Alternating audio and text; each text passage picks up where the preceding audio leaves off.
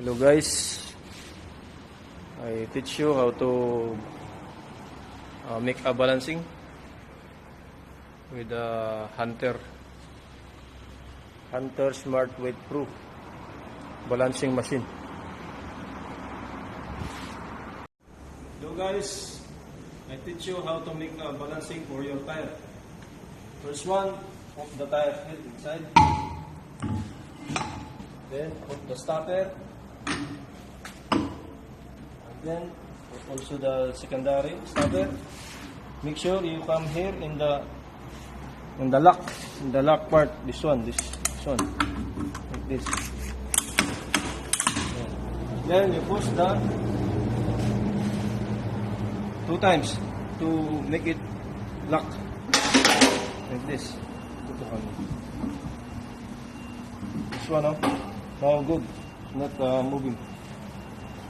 Ano mo muna? Off muna. After that, you go to tools.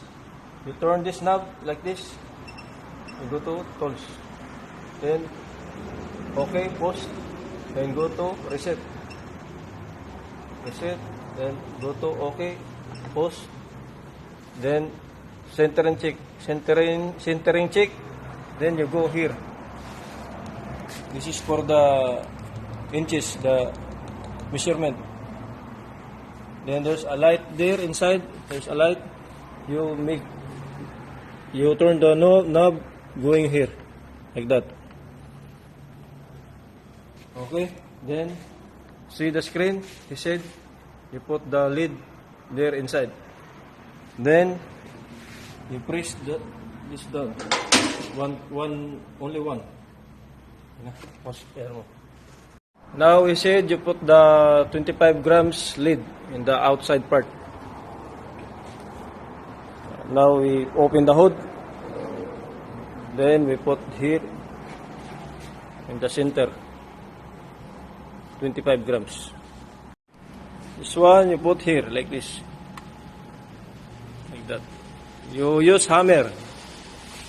Kalas. I put now the 25 grams, then we close again the hood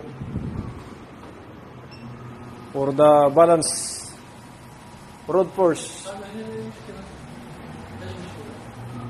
Okay, now it's okay. Good job.